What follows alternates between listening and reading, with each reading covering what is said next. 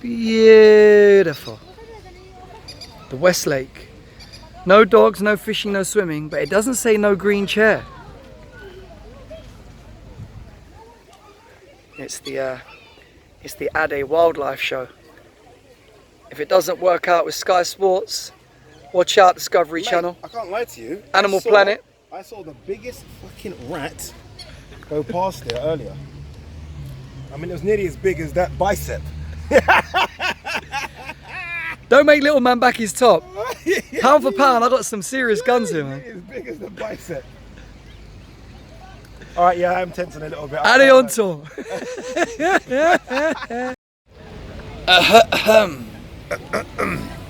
Afternoon, Jeeves. Well, the hat, yeah. You forced me to wear this. I've got my cap right next to his foot. He's like, you don't know, wear this one. So I'm wearing it just because Ring Rap says wear it. Ade's 3 stone, at least heavier than me, but I forced him to wear it. Right. We are in. Yes. I can't quote this. I think it's a royal park. Well, it's named after the Queen Victoria. We're in Vicky Park. We're in Vicky Park, Hackney. Or should I say Vicky Park, Tower Hamlets? It's kind of on the. It's on the bridge. It's on both of them, innit? It's on the cusp. Yes, it's on the cusp. It's on the cusp. We had to get out of Stratford. Yeah, we had to get out of the hood. The hood. But you know, it's a nice park to be in. It's nice to. I think since we've been doing this sort of green chair on tour thing, I've just enjoyed filming outside and seeing the outside. And let's be honest, we've had the perfect excuse. Yeah, yeah. I mean, this weather's been ridiculous, to be honest. I mean, if you don't want to film outside during this, then you're just not a guy that films Ade's outside. broke out the tats. He's got the guns out. Guns out, buns out. We'll have to see if Ade's tensing more in this video, guys. No, this is how it is. This is how it is, guys. Which way's the toilets? That way. Oh, so, geez. in the weird and wonderful world, which happens to be professional boxing, Yeah. what are we talking about today? I think it's a good place to start, and I mentioned it on a video I did yesterday or the day before. I do so many videos, I don't know where I am now. That Martin Bakole is off the pay-per-view card, Dillian Whyte versus Povetkin. He was going to fight Sergey Kuzman. It was announced, I think, about 5 days ago that Sergey Kuzman can't come into the country, family issues, etc. So they were trying to get Bakole a replacement. Hence why Michael Hunter was tweeting crazy. He wanted to fight. I know they reached out to Cash Ali, and they couldn't get Bakole an opponent, so Bakole's off the card. That's a shame. It's a shame, right? This fight card started about 2 months ago with the possibility of Kuzman versus Bakole, obviously Whyte, Povetkin, even Hughie Fury versus Dave Allen. And Taylor now, PERSOON. Taylor Serrano at the time. Yes, originally. And now I do wonder if it's looking a bit weak. Let's break that down. I mean, okay, you've mentioned one fighter off the card. They would have definitely been the 3rd biggest fight on the card. The headline is Dillian Povetkin. Yeah. Or Whyte Povetkin. Yeah. Let's break that down. Break that down as an event, break that down as a fight, and what does it mean for Dillian now and in the near future? It's a good event. Let's not beat around the bush, right? Dillian Whyte Povetkin's solid. I mean, people can go back and forth, but no one has Dillian Whyte worse than number 4. Ring have him as number 3. You ask American fans, they'll say no, hell no, Wilder shit. But worst, number 4. Povetkin, worst, number 7. 7, 8. You know, he's a top 10 guy. So I think anytime you get 2 heavyweights in the top 10 going at each other, it's going to be a good little scrap. So I expect it to be a good scrap. What it means for Dillian is that he's got to be careful a lot. Dillian's been talking a lot about Fury, AJ, Wilder in the last 3-4 months. Not too much about Povetkin. Yeah, is he looking that way when he should be looking that way? Povetkin, although 40-41, can still have it. It might not be the Povetkin, he might not be able to do it for 12 rounds. He's got a bang. He's got a bang. For 6 or 7 rounds, Povetkin is super dangerous. And both of these guys have really good left hooks. So it's a good fight. I think it will be a good win. And let's hope, and we'll probably talk about this in a minute, let's hope it means that Dillian Whyte goes on to fight the winner of Wilder versus Fury.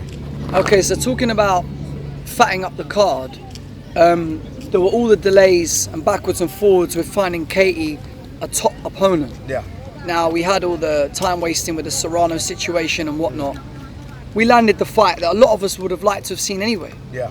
Okay, we would have liked to see Serrano, but the rematch with PERSOON, highly anticipated because of a very fortunate result in Madison Square Gardens. Well, that's a nice PC way of saying it.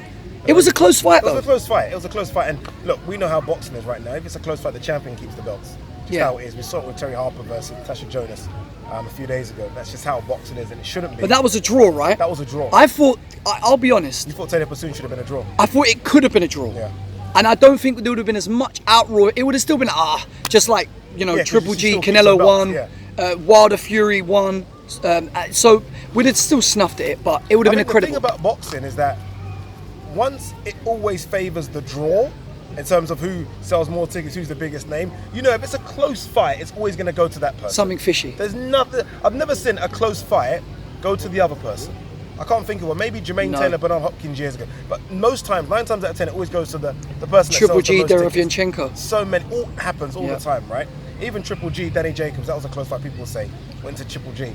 So I think that's the issue. But going back to Persoon versus Katie Taylor, it's a good addition to the card. Maybe I'm being greedy. This is the final fight of Fight Camp. We might have more, who knows, right? We're going to have more. I wanted them to go out of a bang. I mean, again, there are lots of talented Brits without fights right now. Loads. I mean, we can list them, right? And I just would have hoped, not now, obviously, they're not going to rush and put someone on. I would have hoped in the lead up they might have had Josh Warrington versus, Callum Smith versus, I know he's going through all this stuff right now with Canelo. Kell Brook versus, Kid Galahad versus. Do you know what I mean? There's loads, isn't there? And in the end, we're not getting that. That's a bit of a shame. I mean, perhaps you are being a tad greedy. No, maybe. Or it's just that things are that much harder to do in lockdown and post kind of all this new situation with the regulations and whatnot. And let's be honest, there's no tickets as well. So obviously, how are you going to pay all these people? I mean, Dillian White and Povetkin must have took pay reductions to be fighting on this. Must have. Like their guarantees is nowhere near going to be the same. No, I know. But obviously, credit to Dillian, he wants to stay active. I mean, I'd say credit to Povetkin.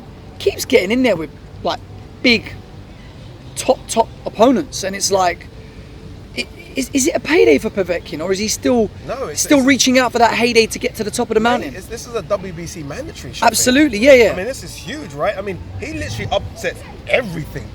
I mean, if he wins, fucking hell, he's got a shot. It's almost the same situation with Chisora Usyk, right? I mean, Usyk's in a position right now where he wins and he fights AJ. He could sit out right now and fight AJ. Same with Dillian White. If Chisora wins, so these guys are coming in to upset the apple cart, and these are two guys that, I mean, White's favourite, Usyk's favourite, but no one's putting money down on that. I mean, I'm not putting any of my spare cash down on Chisora not landing one clean on Usyk, or Povetkin not landing a hook. Because even in Dillian White's wins, and I've said this before about Dillian White, we were speaking about it on the way here, it's not clean, is it? He's not winning and it's like easy work. I mean, Oscar Rivas was a tough fight. Joseph Parker was a tough fight. Didn't look very good against Marius Vac. I was there for that one.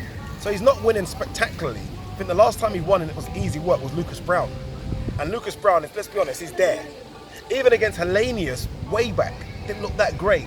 So this is no easy. This is no gimme for Dillian White. No, there's So a that's lot the of carrot amateur that's pedigree. dangling There's in a lot of Povetkin's pedigree, face. man, for Povetkin. I mean, people like to throw this word old around. They forget that they're heavyweights. They forget that the camps are slightly different. They don't have to make weights and stuff. Exactly, that's the big one with Yeah. heavyweights. You don't have to make weight. And they forget also that Povetkin has lost to the longest reigning champ since Joe Louis. Yeah. He's lost to one of the biggest, strongest punchers of this new generation, AJ, and he's drawn. Okay, so he loses a lot of gloss because of the controversial or the close draw with Hunter. Yeah. But Hunter's a tough guy as well. Hunter was riding a bit of a wave there as well.